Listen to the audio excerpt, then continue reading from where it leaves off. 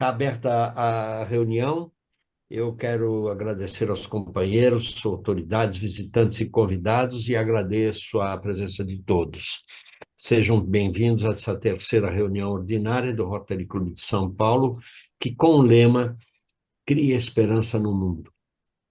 É com satisfação que dou início a essa reunião, saudando a nossa bandeira nacional.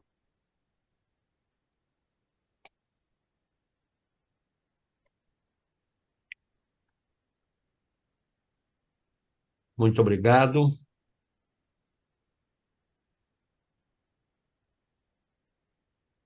Agora vamos falar também sobre a prova quádrupla. Toda reunião nossa estamos abrindo, sempre com essa mensagem, que é extremamente oportuna para nós, e não é sempre relembrar que o que nós pensamos e dizemos ou fazemos, se é verdade, se é justo para todos os interessados, se criará boa vontade e melhores amizades e será benéfico para todos os interessados. Isso posto, agora alguns avisos que precisamos dar.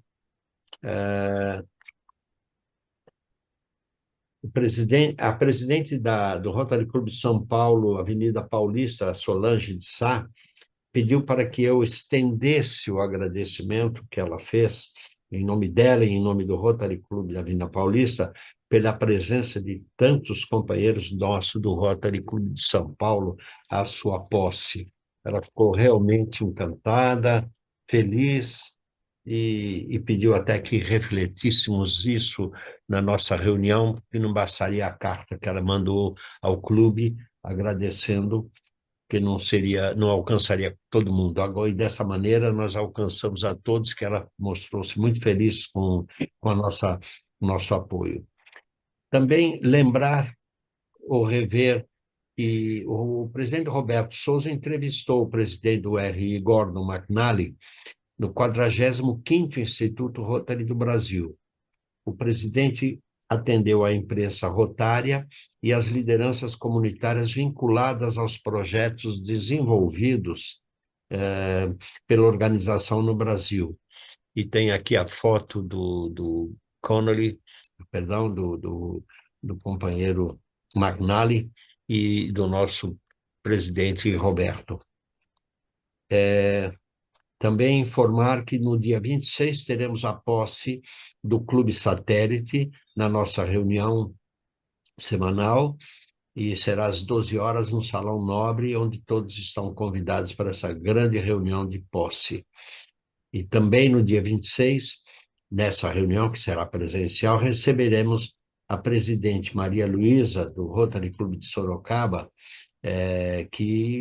um primeiro clube convidado para a reunião com clubes afiliados que estamos programando para esse ano. Vai ser uma grande oportunidade de termos esses companheiros de Sorocaba aqui. Alguma dificuldade com problema de distância e tudo mais, mas eles estão resolvendo de alguma maneira e estão muito, muito entusiasmados em vir com algum grupo mais grandioso aqui. Eu agora solicito ao protocolo Nancy Regina que proceda com a apresentação da palestrante do dia, a Beth Torres. Por favor, Nancy. Bom, Beth é nossa companheira, resumimos aqui o currículo dela.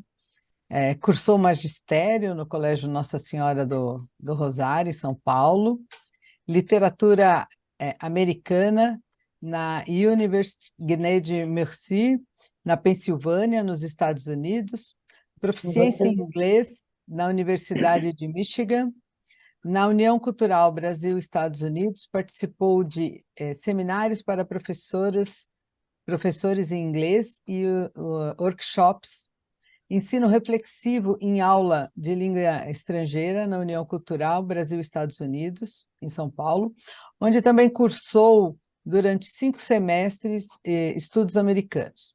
Foi revisora de livros publicados e outras obras, primeira literatura e redação, Ai, era a primeira historiador, leitura. heraldista e genealogista Henrique Oscar Widerspan. É sócia do escritório de assessoria em arte, PIB, Artes Plásticas Brasileiras. Concedeu entrevista para programa de rádio e televisão sobre colecionismo em arte para João Rizek, como subsídio em trabalho específico de pós-graduação, tendo participado de workshops e simpósios. Foi presidente do Rotary Club São Paulo 2015-2016. É segundo protocolo do Rotary Club São Paulo 2023-2024. É presidente da AFROSP, Associação Feminina do Rotary Club de São Paulo, 2023-2004. Bienais em São Paulo, Artes e também da Associação Paulista de Críticos de Artes. Além de ser uma inspiração para todas nós que estamos no Rotary São Paulo e nos transmitir muito aprendizado, muitos ensinamentos. Perguntas podem ser direcionadas, encaminhadas via chat. Presidente? Mais uma vez, obrigado. Para proferir a palestra História de 9 de Julho, da nossa companheira Beth Torres, vai fazer essa apresentação, e eu diria que ela, além de grande conhecedora da história, tem na sua família muito envolvimento com os assuntos culturais e históricos, e o 9 de julho pode ser uma data para nós paulistas quase inesquecível, mas que precisa sempre ser revelada. Eu me lembro de que já há muitos anos, sempre o 9 de julho é festejado com muita sabedoria aqui pelo Rotary Club de São Paulo. Então, Beth, por favor, tenha a palavra e o tempo para nos transmitir esse conhecimento todo que você traz consigo. Obrigado.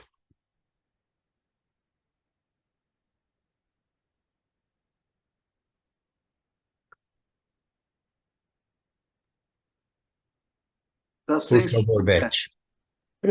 Pronto. Agora eu já posso, já estou no áudio, é verdade? Todos me ouvem? Já está bem, muito bem. Tá.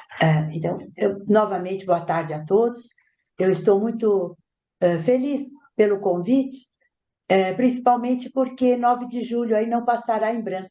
Estamos no mês de julho e é uma data muito importante e cara para todos os paulistas. E para os brasileiros também, brasileiros que moram em São Paulo e brasileiros que prezam uma democracia republicana, constitucional. Então, dando início, eu vou me ater mais aos fatos ligados a 9 de julho e essa interface ao 9 de julho.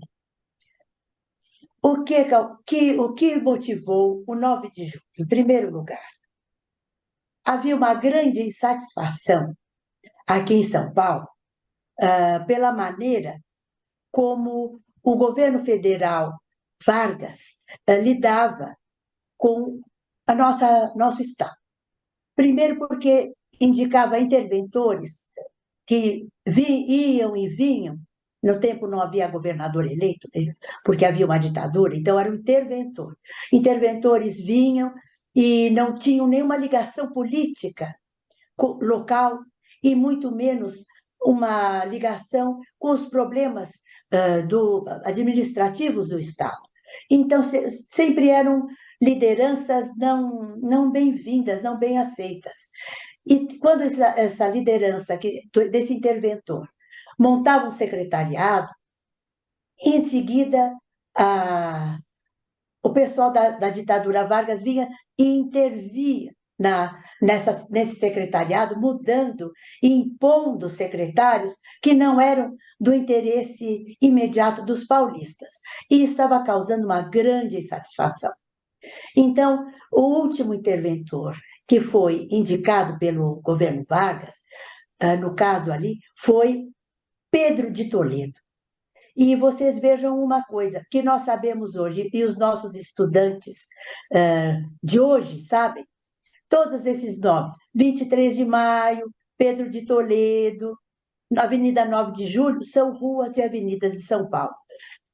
A eles não é ensinado a história, o porquê. Isso tudo é muito caro para todos nós paulistas. E aqui eu tento resgatar um pouquinho isso. Bom, Pedro de Toledo veio para São Paulo como interventor mandado por Getúlio, mas, em seguida, houve uma visita de Oswaldo Aranha, que era o ministro da Justiça de Vargas. E essa visita do Oswaldo Aranha a Pedro de Toledo, aqui, para os paulistas, soou como uma afronta. Como manda aqui o ministro da Justiça para ficar intervindo aqui na administração local? Então, causou um mal-estar muito grande. Isso aí, nas elites políticas e mesmo no povo em geral, vamos assim dizer. E aí começaram a fazer grandes comícios para poder manifestar a desaprovação ao governo federal da ditadura Vargas. Não esquecendo que, quando Vargas assumiu o poder em 30, São Paulo estava ao lado de Vargas. E ele prometeu uma série de coisas com a Constituição, com eleições, com tudo, que depois deixou de cumprir. Então, inicialmente, São Paulo era a favor, em 30, de Vargas, depois que passou a fazer oposição. Mas isso, nós estamos agora no ano de 1932, e num dia 23 de maio, este mesmo ano, houve um grande comício, uma grande reunião que se iniciou no Largo do Patriarca, que foi andando por São Paulo e foi se dirigindo até a Praça da República e com uma grande adesão popular. E aí houve um confronto com a força pública local, que naquele tempo polícia militar se chamava Força Pública. E houve tiroteio e foram mortos 4 jovens, que formaram, então, o MMDC, Martins, Miragaia, Drauzio e Camargo. No caso, e quem eram eles? Eram pessoas comuns do povo, que vocês vejam que temos até um que tinha 14 anos de idade, que era o Drauzio Marcondes de Souza, um menino que trabalhava numa farmácia. E ele tinha só 14 anos. Então, os jovens, mesmo menores de idade, já com 14 anos, já trabalhavam ativamente, também aderiram. Então, as grandes camadas da população de classe média, classe um pouco mais baixa, as elites, a intelectualidade... Paulo Neto saiu. Ai, Jesus, saiu. Que houve? Não saiu não, Beth. Ah, tá. Desculpa.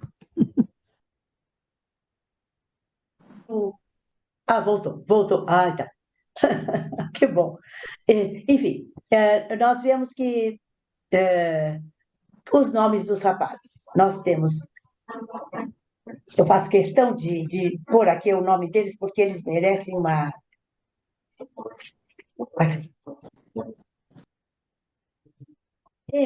do MMDC. Mário Martins de Almeida. Ele era um fazendeiro de Sertãozinho. Tinha 31 anos. O outro M, Euclides Bueno Miragaia. Ele era auxiliar de escritório, tinha só 21 anos. Drauzio Marcondes de Souza, é o D, ajudante de farmácia, 14 anos. C, Antônio Américo de Camargo Andrade. Ele era comerciário em São Paulo, 30 anos. E, posteriormente, também ferido em 23 de maio, no mês de agosto, veio a falecer Orlando Oliveira Alvarenga, que era um escrevente de 31 anos. Então, hoje fala-se também MMDC mais Alvarenga, porque faleceu depois, mas também foi ferido nesse mesmo dia, 23 de maio, que dá nome à nossa Avenida mais importante de ligação norte-sul, né? Uma grande avenida com uma grande história. Agora, aí todos foram se reunindo e todos se encontrando. Agora, no dia 5 de julho, já estavam todos um pouco mais preparados. Os estudantes das Arcadas, a escola do Largo de São Francisco, eles se reuniram à noite, no fim de semana, e ali receberam armamento.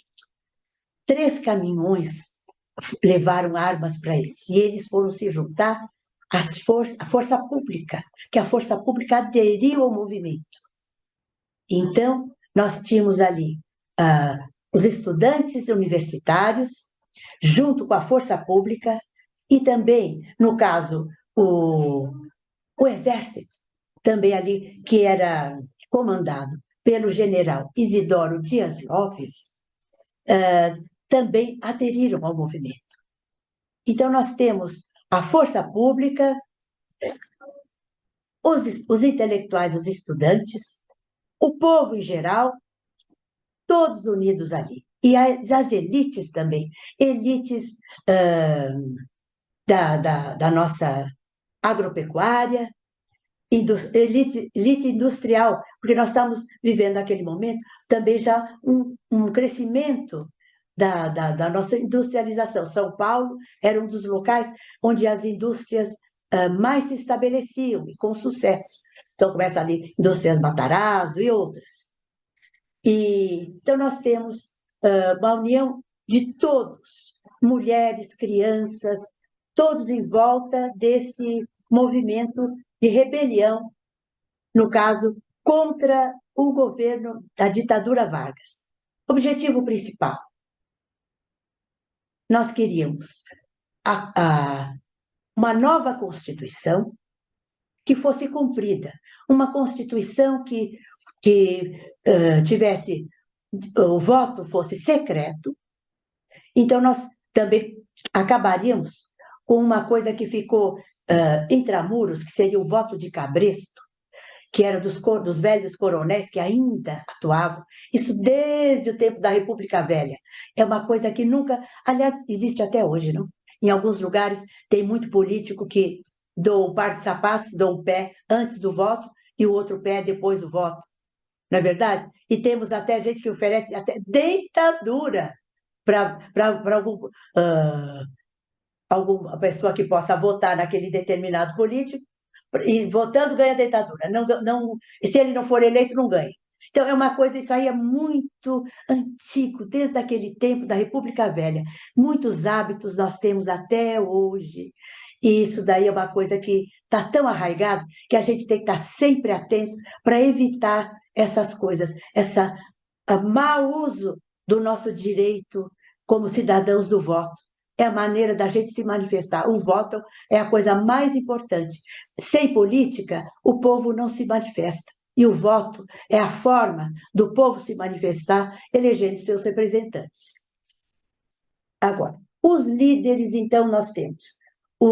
Foi o Isidoro Dias Lopes, general, um general de brigada, que nomeou o coronel Euclides de Figueiredo como comandante da 2ª Região Militar. E também nós tínhamos o general Bertoldo Klinger como líder também dos militares de 9 de julho. A colaboração das mulheres, também quero colocar aqui, que é muito importante. A adesão de todos.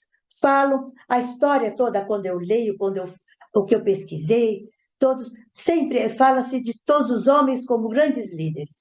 E as mulheres? As mulheres eram, naquele tempo, a força da retaguarda. As mulheres ficaram preparando, costurando os uniformes de todos que aderiram à Revolução. Muitos civis, não tinham nem noção de tiro de guerra, não sabiam como manipular uma arma, mas estavam todos ali presentes, se oferecendo para lutar pelos ideais constitucionalistas. Então, as mulheres faziam as fardas, as mulheres também se ofereceram na parte médica, cuidando daqueles que fossem feridos, os que foram feridos, também, naquele tempo, hospitais de sangue, seriam os bancos de sangue que nós temos hoje, também coleta de sangue para aqueles que precisassem, as mulheres cuidavam disso, e também nas fábricas, porque os homens foram para a Revolução, as mulheres assumiram posições nas fábricas de panelas, para fazer o quê? Em vez de panelas, começaram a produzir os capacetes. Os capacetes de 32, muitos foram produzidos por mulheres nessas mesmas fábricas. Aparecem fotos que você vê que nem todos tinham capacete. Às vezes, o soldado está com um bonezinho que não protege a cabeça, um bonezinho para cobrir, para proteger do sol, mas era o que eles tinham com grande orgulho. Então, o uniforme era bege, o uniforme caqui. E as mulheres ajudaram muito nesse aspecto. Muito importante a colaboração das mulheres ali. E isso aí é uma coisa que eu tenho que enaltecer, porque nós hoje temos o empoderamento das mulheres, as mulheres tomam liderança em muitas coisas, mas sempre as mulheres ao lado dos homens, sempre trabalhando lado a lado, na retaguarda, ao lado, às vezes liderando também, dependendo dos dons individuais de cada um, é verdade. Todos temos que colaborar com tudo, sempre respeitando os dons que recebemos. Você tem que pôr em prática os dons que recebeu. Se você se omite, você há de prestar contas um dia. Agora, continuando. Os paulistas contavam com a adesão do estado do Rio Grande do Sul, de Minas Gerais, de Mato Grosso, com a causa paulista, a causa constitucionalista. Mas esse auxílio não veio. Por quê? Tanto o Rio Grande do Sul, quanto Minas, quanto Mato Grosso, eles recuaram e continuaram com as forças leais ao governo Vargas. Então, São Paulo ficou só, cheio de ideal, cheio de brio, de civismo, tudo isso, muita força na sua luta, tudo isso, mas não foi suficiente.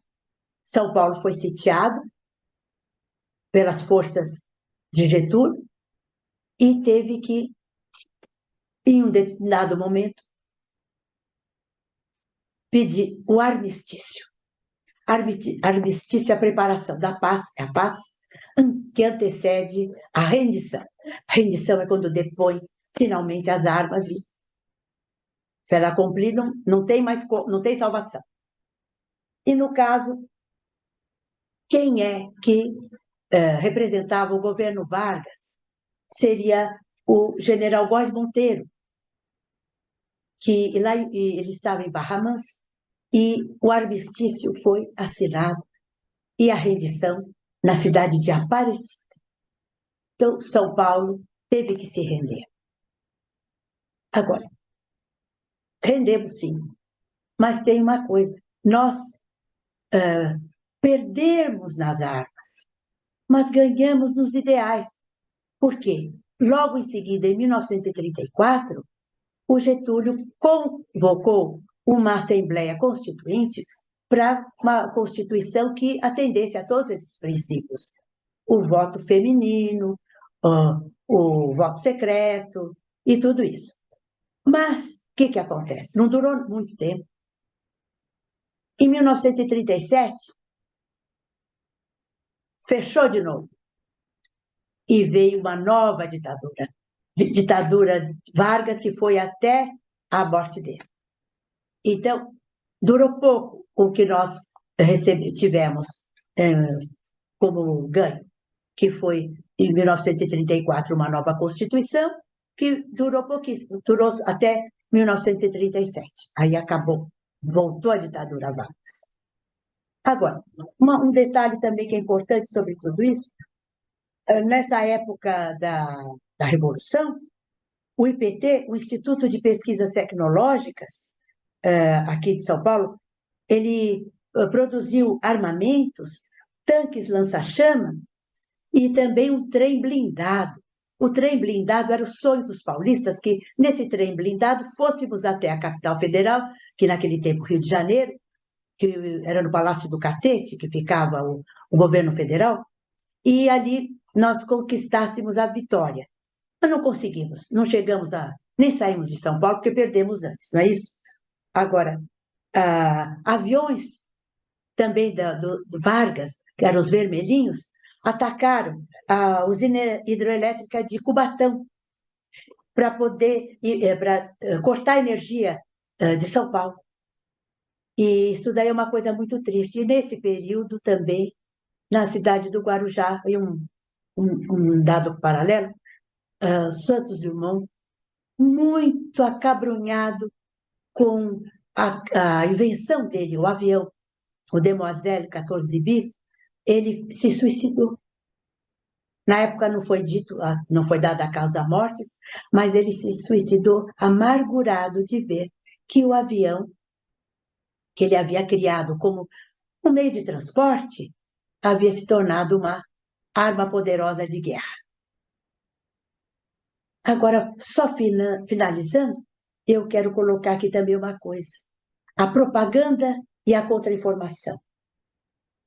A propaganda e a contra-informação são fundamentais para qualquer movimento que se pretenda. Propaganda para poder difundir as ideias e tudo mais.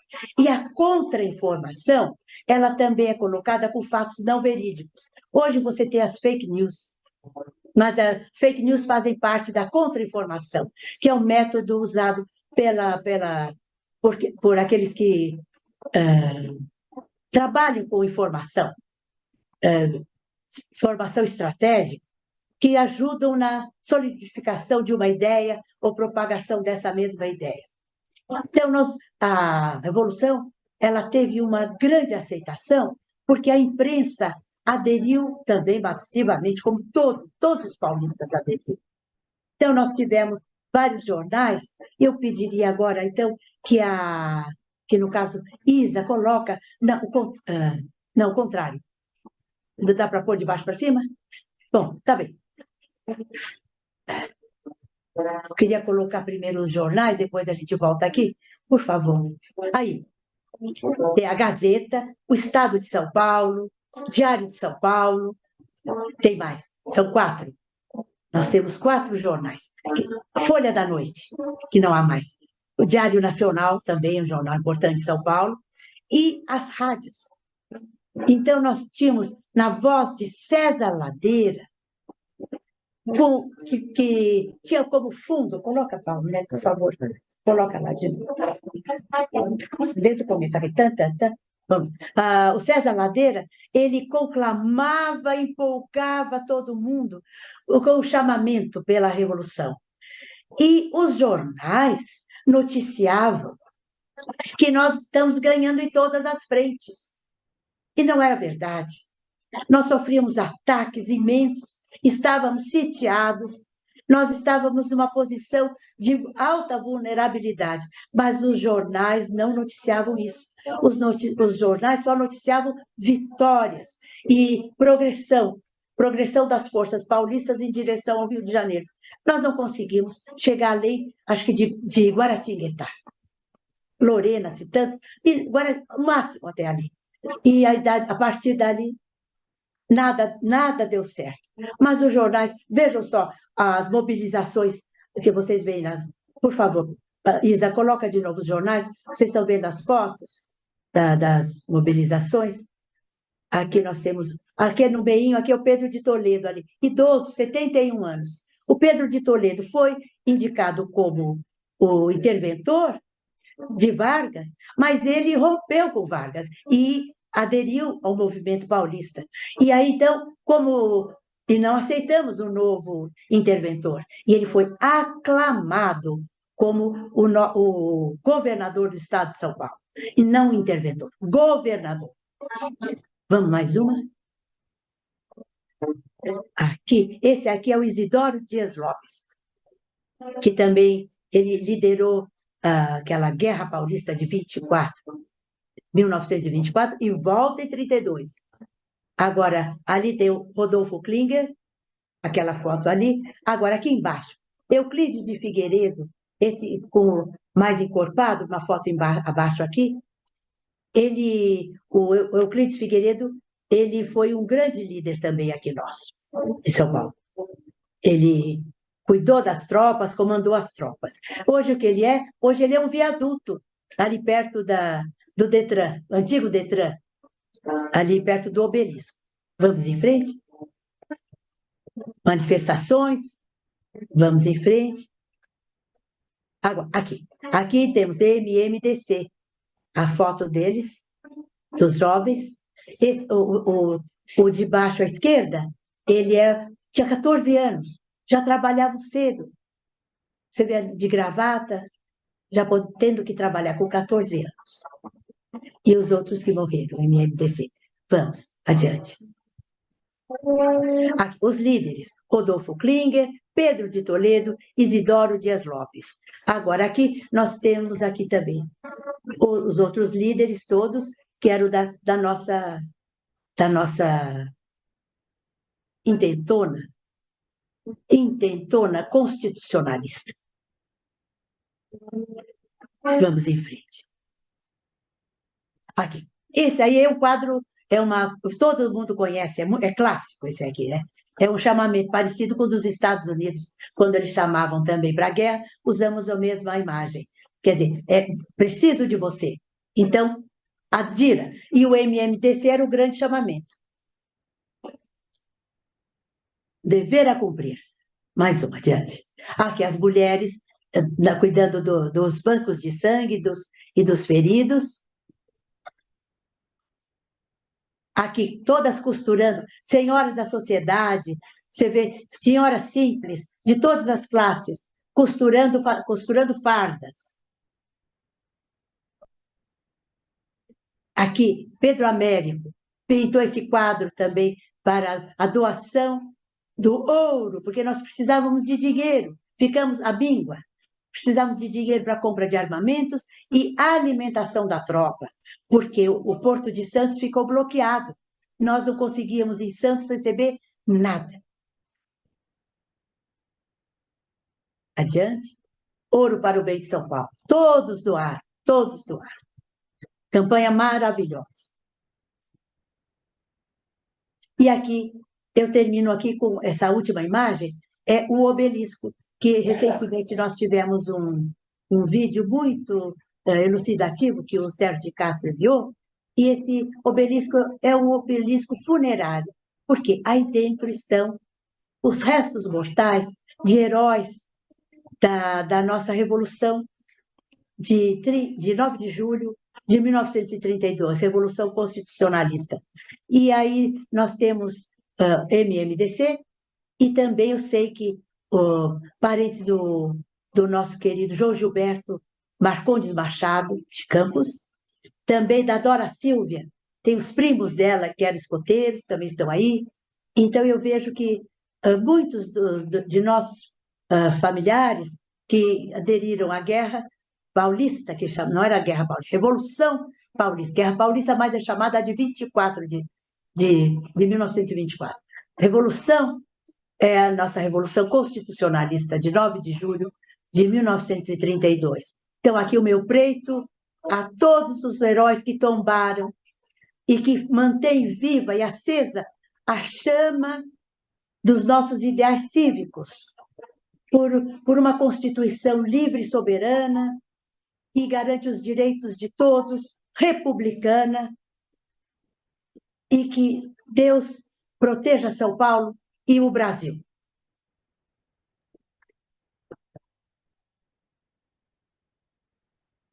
Terminei. Obrigada, amigos.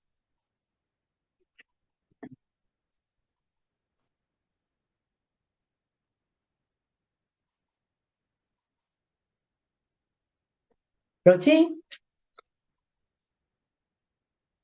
Presidente Irineu, terminei. Muito obrigado, Beth. Foi excelente a sua apresentação, brilhante, e sobre o tema da história do 9 de julho. Interessante, porque teve história, teve curiosidades, teve a volta de Cabresto, trem blindado e coisas que tais. Mas chamou atenção ao obelisco, que é um monumento perene para homenagear a Revolução.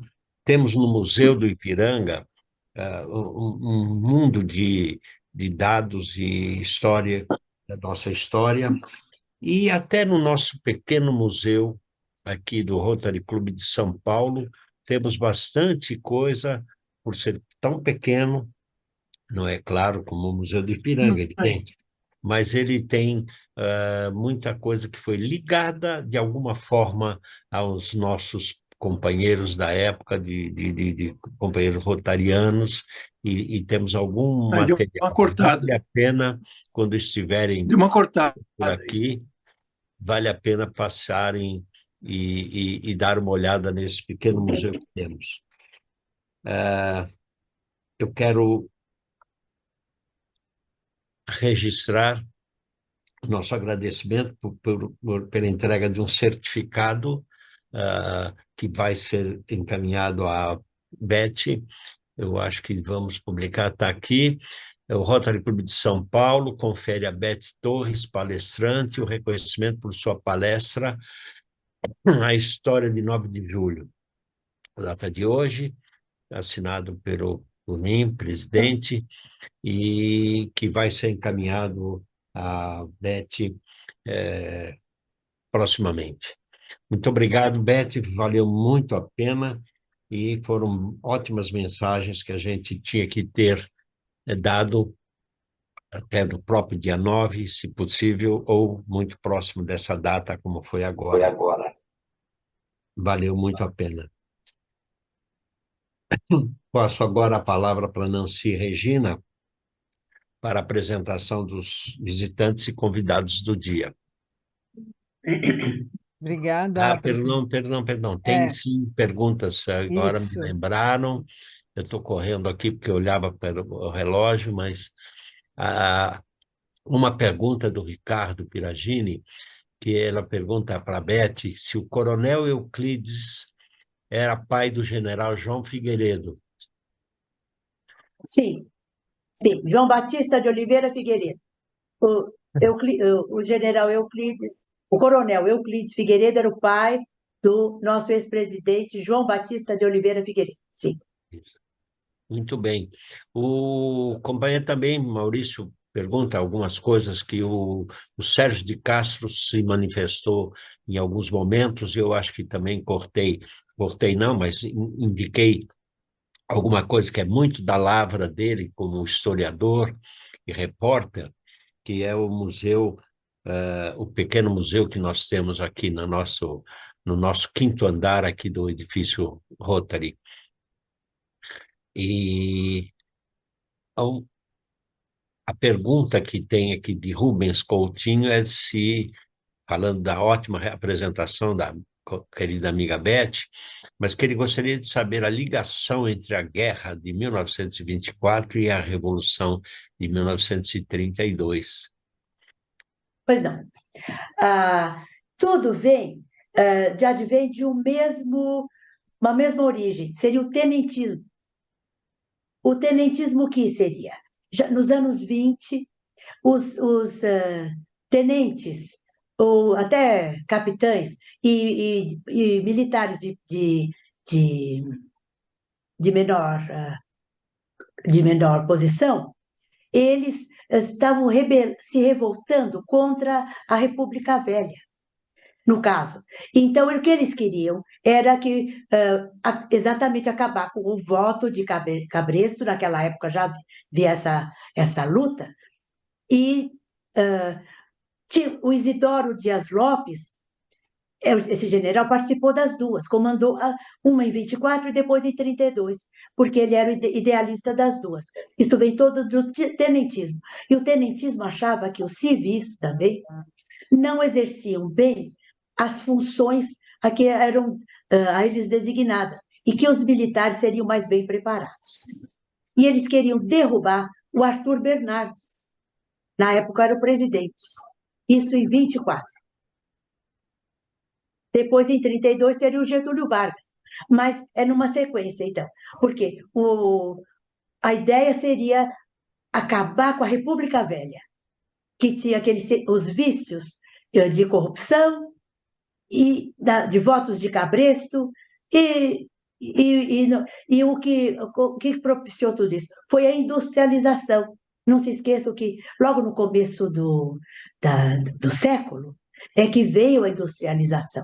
Então, as cidades, elas deixaram de ser mais rurais e o povo deixou de ser, a população deixou de ser mais rural e passou a ser mais urbana. Muitos se deslocaram para as capitais para trabalho, havia emprego em fábricas e tudo mais. E isso daí também fez com que as pessoas tivessem mais consciência, mas sem dúvida é o tenentismo que é o elo de ligação. Vou lembrar, tenentismo, o mais importante evento desse tenentismo no começo foi em 22, foram os 18 do Forte em Copacabana, para derrubar o Arthur Bernardes. Saíram de lá pela praia de Copacabana, pretendiam até o Catete para derrubar o Arthur Bernardes. Mas é evidente que perderam, eram pouquíssimos, eram 18 jovens, não tiveram adesão popular e foram massacrados a bala. Saíram só 2 vivos, o brigadeiro Eduardo Dias Gomes e o Siqueira Campos. O que o Siqueira Campos hoje é? Um parque. O Siqueira Campos é o nosso Parque Siqueira Campos, também chamado Parque do Trianon, em frente ali na Avenida Paulista. Todos os nossos heróis hoje são monumentos públicos ou avenidas. Mas, enfim, a história do Siqueira Campos é essa. Siqueira Campos é um dos sobreviventes. Ele se feriu, mas sobreviveu aos 18 do Forte. É isso. Mais algum? Não sei se eu respondi o suficiente. No caso, a ligação é o tenentismo. Tenentismo é a ligação. E a Guerra Paulista de 24 tem os mesmos ideais de 9 de julho, basicamente os mesmos. Só que já em 9 de julho nós também tínhamos revolta contra o intervencionismo local. Muito obrigado, Beth. Eu tenho várias mensagens de agradecimentos e pela excelente palestra, e inclusive relembrando agora algumas delas. Muito interessante sabermos que há um grande interesse sempre em saber um vis-à-vis do Rotary com possivelmente as revoluções ou o Estado revolucionário. Eu também quero citar o companheiro José Ernesto Bittencourt Rodrigues, que falou sobre as palavras da querida Beth, e que todas nos contagiou também, e tudo isso tem valido muito para nós. Eu não sei se alguém, ou a própria Beth, possa fazer alguma ligação entre o Rotary e os aspectos da Revolução Constitucionalista. Eu falei apenas, e muito pouco, claro, do nosso pequeno museu aqui, que conta um pouco dessa história, dessa participação, mas eu não tenho noção de quanto isso foi importante à época. Não sei se Beth tem alguma informação, seria bom também. Bom, o que da época exatamente, eu não me lembro a ligação de Rotary e a Revolução de 9 de julho, com a participação. Mas, sem dúvida, como a adesão foi total, Rotary com certeza, mas Rotary tem uma coisa, então eu vou falar uma coisa que é muito importante, lembrando a todos. Rotary é apolítico. Rotary não se manifesta em assuntos de política. Isso faz parte de norma, de RI. Então, já desde aquela época, com certeza, agora, particularmente, como cidadãos, nós podemos participar.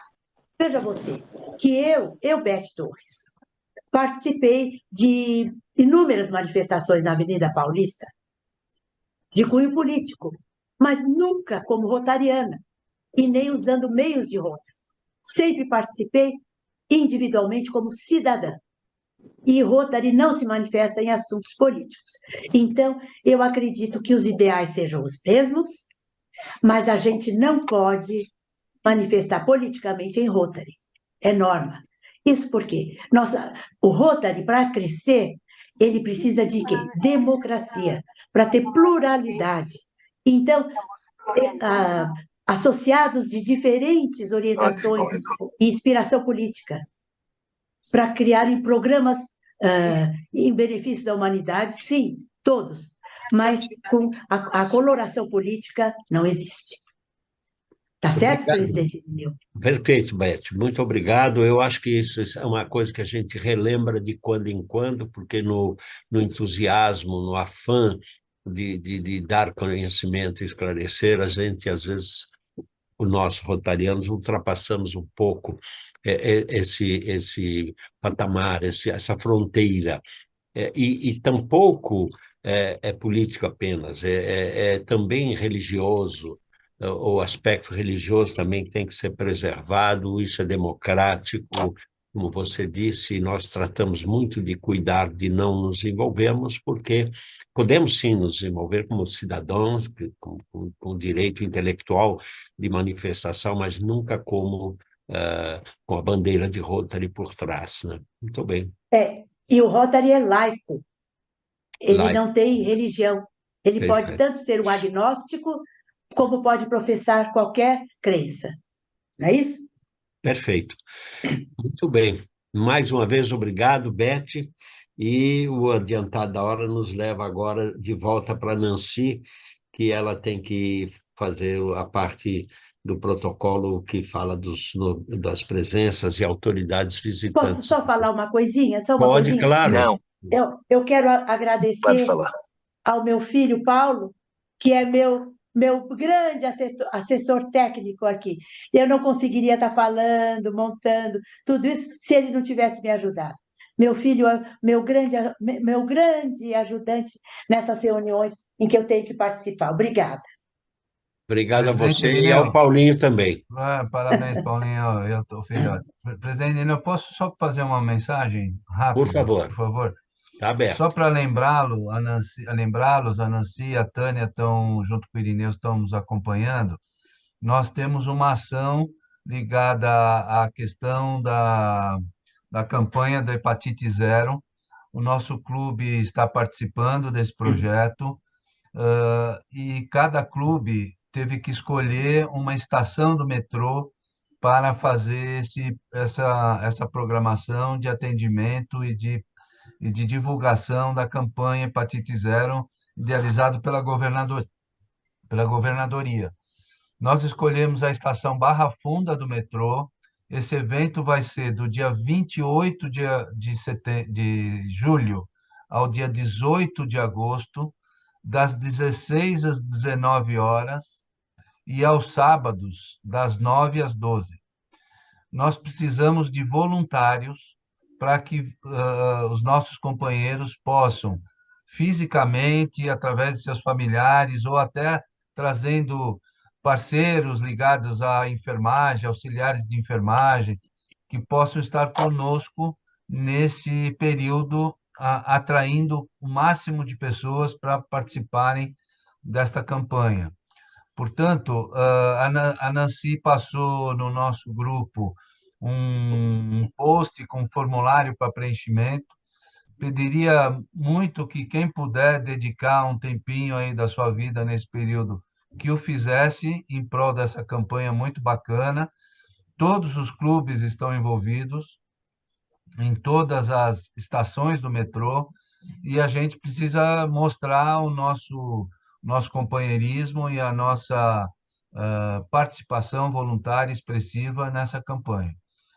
Nós teremos reuniões nessa semana com o grupo de coordenação e com o Rotary Club Avenida Paulista. Eu estarei lá na sexta-feira para finalizar, viu, Irineu? Os detalhes Perfeito. com a presidente Solange. E nós precisamos que os nossos companheiros e companheiras levantem a mão, né, deem aí seu tempo e dedicação para que a gente possa contribuir muito para essa campanha que é realmente muito importante para a imagem pública e para grande impacto para a população aqui na cidade de São Paulo. Muito obrigado, Lívio.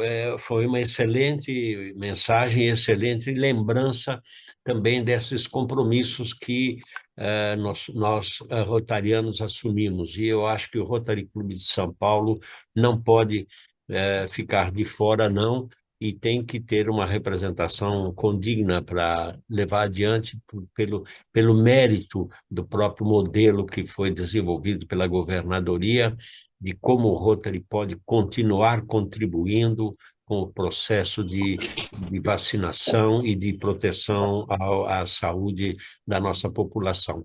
Obrigado, Lívio. Imagina. Podemos passar agora para Nancy, por favor? Sim, vamos ao encerramento, finalização da nossa reunião, e é com muita satisfação que agradecemos a presença das autoridades e os visitantes do dia. Temos aqui o Ismael Almeida, o professor De Rose, a Fernanda Machado também esteve por aqui, Paulo de Tarso, que já é quase um associado do nosso clube, e sejam todos muito bem-vindos, agradeço a todos. Presidente Irineu, é com o senhor. Obrigado, Nancy. Eu quero fazer a saudação agora à bandeira, como encerramento da nossa atividade formal. Acabou, não dá. Por favor, a bandeira.